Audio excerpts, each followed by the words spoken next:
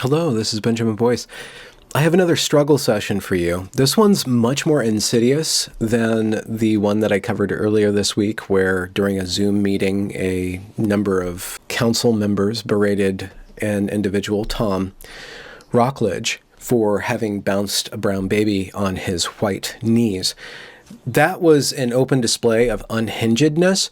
This one is much more measured and calm and evokes disturbingly a number of different images, but hypocritically evokes Jesus in this process of absolutely ruining or breaking down or assaulting the dignity of another person or an entire race of people. And what makes it so insidious is that how do I confront something that is so measured? It's very easy to mock those who are going completely overboard. But when you're critiquing somebody who's using a civil tone, and underneath that civil tone is egregious amounts of resentment and vengeance, and then dressing it up with some Christian imagery and other kinds of imagery, it's very important to be measured yourself. But this is the stuff that really kind of flips me out, because it is actually much more damaging than just wild craziness, like open-ended yelling and screaming and stuff like that. That stuff can be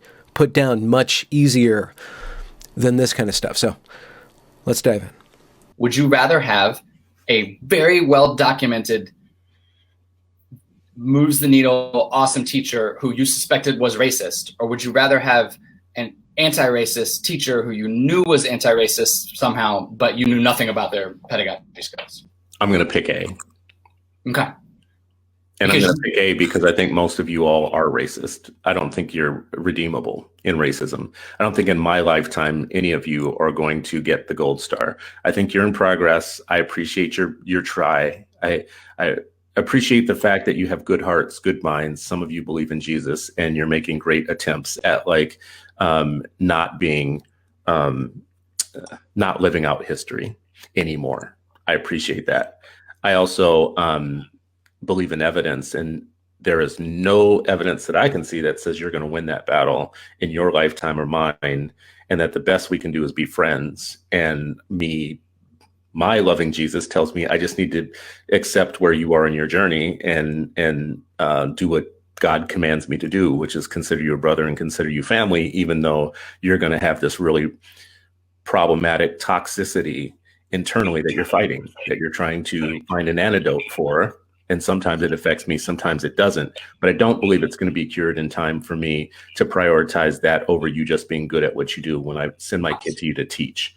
What's very evident is the condescending manner of handing out gold stars. This gentleman perceives his position in this conversation around anti-racism or about fixing the school systems or making the school systems and the people who staff it, mainly white people, less racist. He perceives them as do-gooders that are there to serve him, and yet they are irredeemable in their toxicity. They are inextricably stained with whatever this thing is that I think he would basically call racism. He evokes this image of Jesus, which is the all-forgiving Son of God who laid down his life for humankind to redeem them from that inextricable stain of sin. And with that evocation right on the table, he continues to denigrate. He continues to slander and break down the person before him.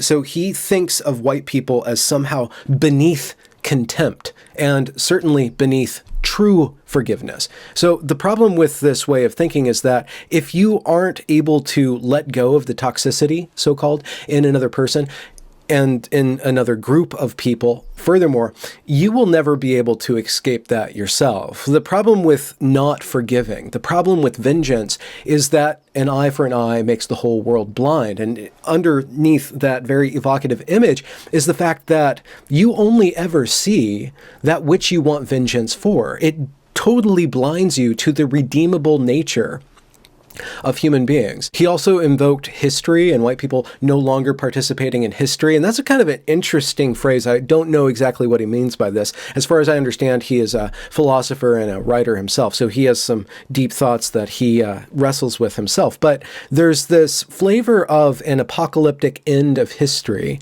where the lion shall lay down with the lamb, where we will all be freed from bondage. And he foists that upon white people to step out of this endless cycle of not just retribution, but oppression. And the oppression is always coming from this dominant group. It's always coming from these irredeemable entities that he doesn't have any actual faith in. He says the best that we can be are friends. I don't think that he will ever actually have true friendship with people that he thinks are beneath him and irredeemable in their basic lottery of life.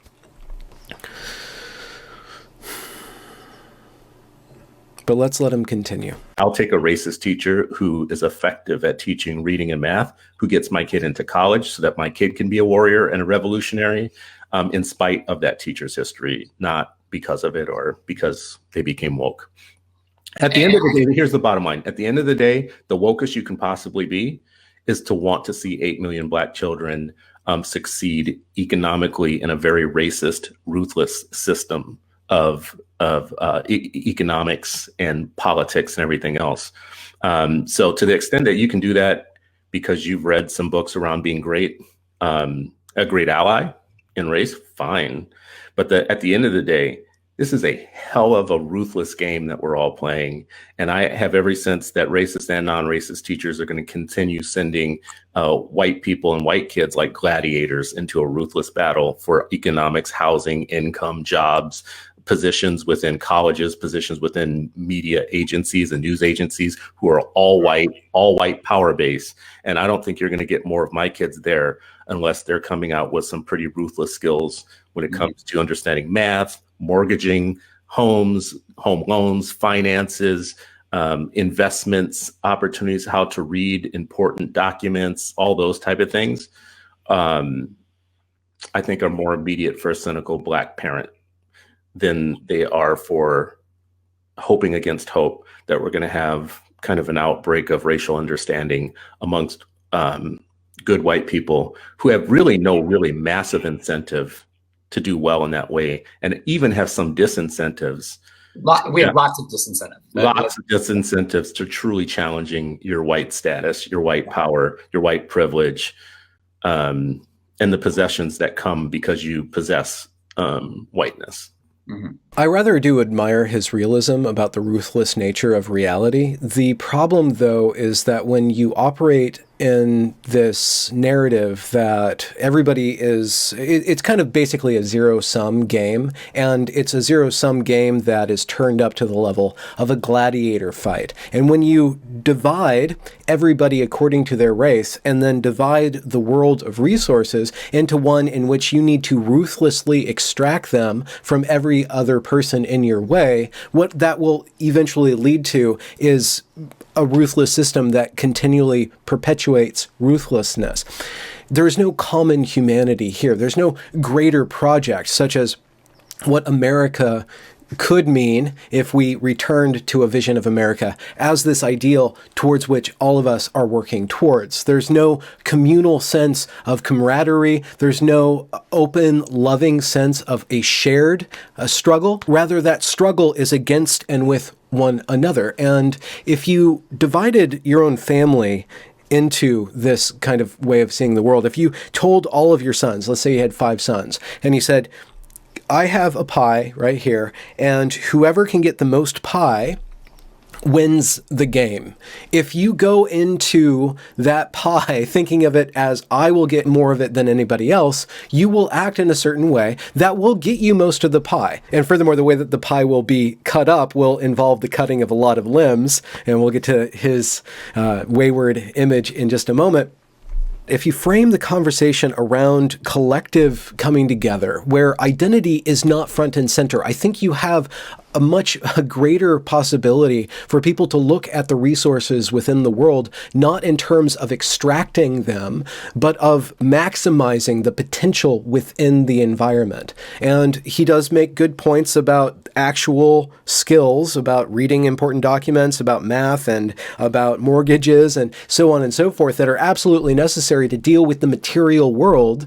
But that material level of thinking and that identity level of thinking, if that is the basis of every human interaction, that will taint every human interaction and lead to this kind of irredeemable, very resent-laden perception of this other person. It's actually driving a wedge into humanity, which is the exact opposite, I would think, of what the promise of the image and the doctrine that Jesus proposed is actually going towards. It's actually the opposite of heavenly. This is an absolutely satanic doctrine. To continue.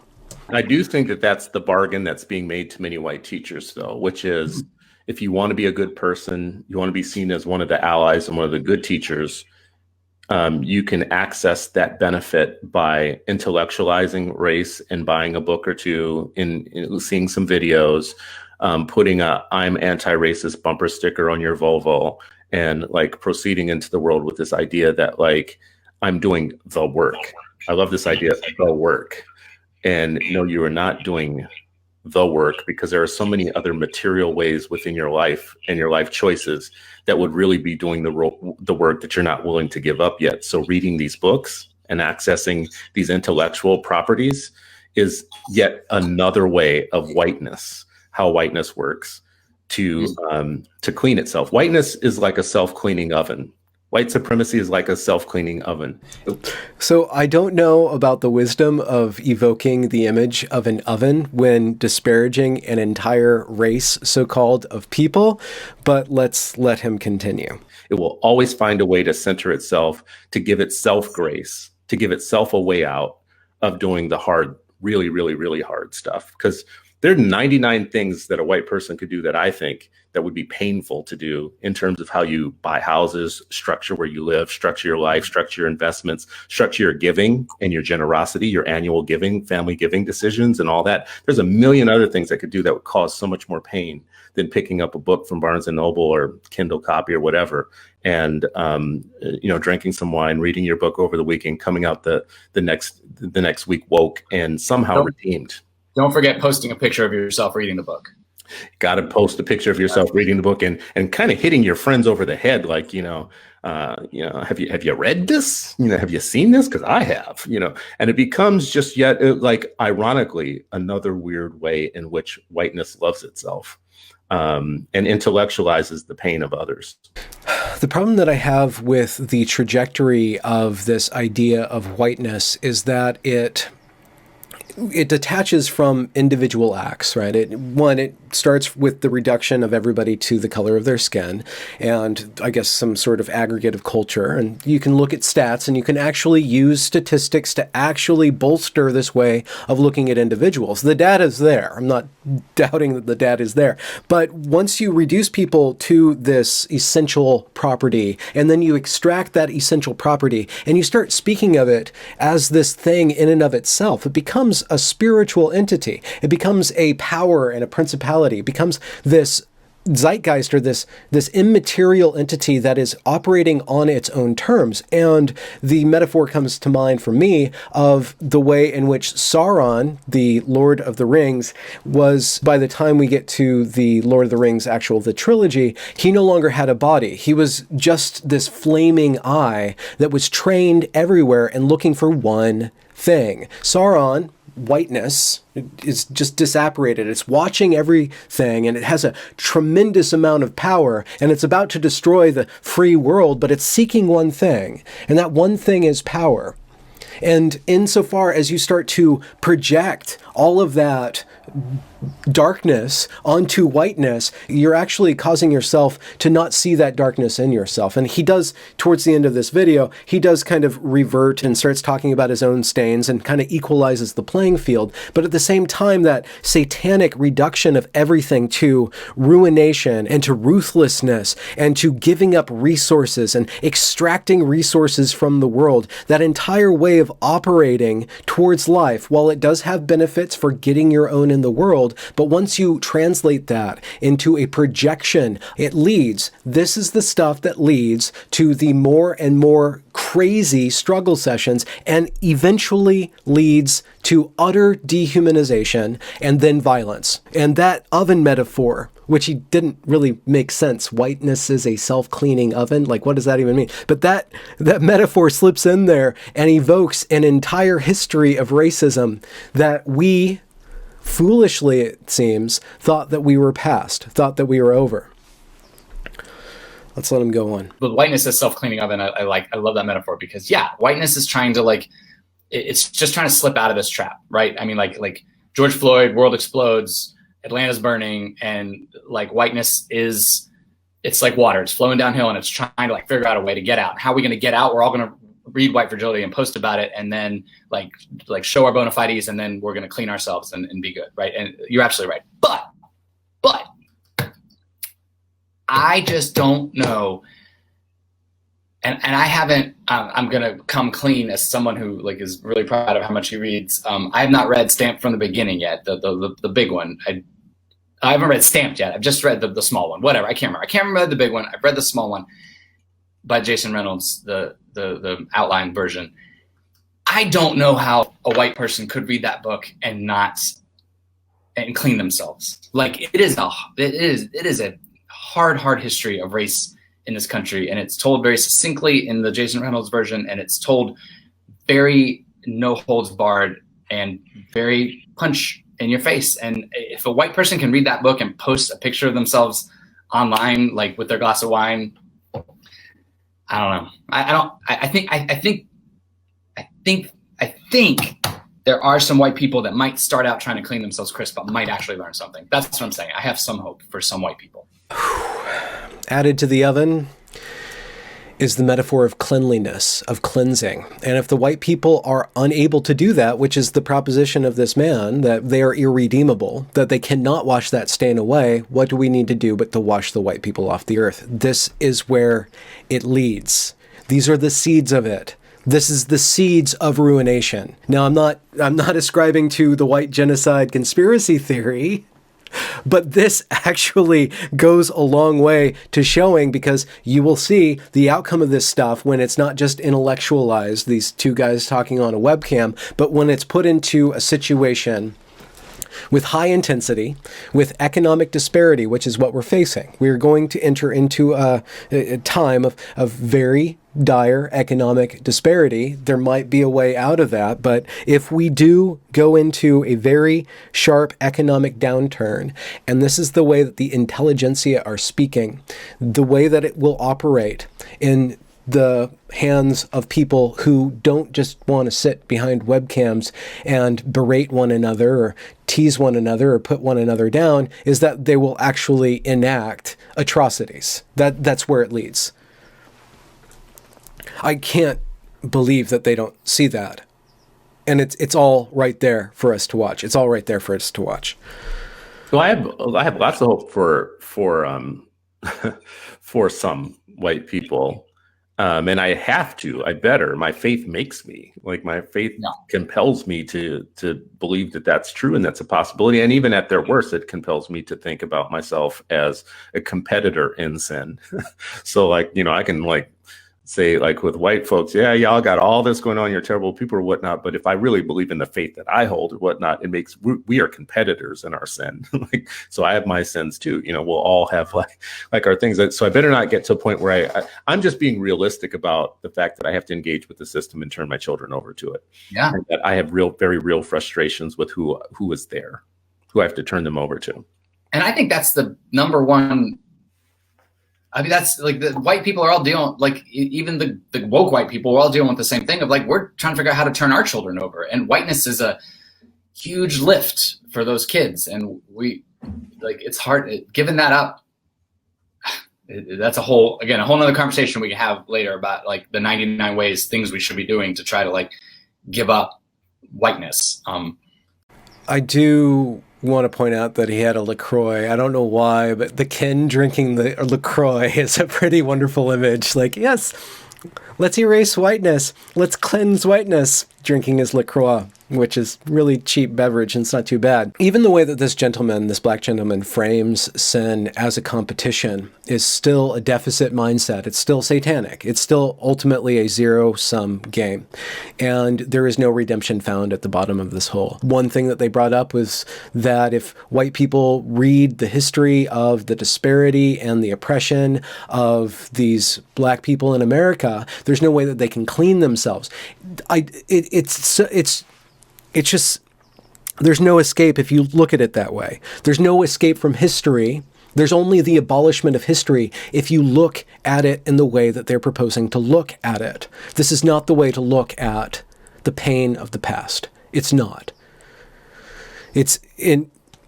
Unless what you ultimately want to do is to magnify that pain and reintroduce it into the world in a much more reckless fashion, because we have much more incisive tools of following one another, of keeping tabs on one another, of plugging into one another, and of ganging up on one another. The game is ancient. The tools are much more sharp. And so I don't want to use those tools against these gentlemen with regards to my platform, their platform, all that stuff. But I do want to get the word out that this is just normal stuff now. And these people are educators. These are the people who are trying to redesign education in America. And it's not going to be good if it doesn't burn itself out quickly.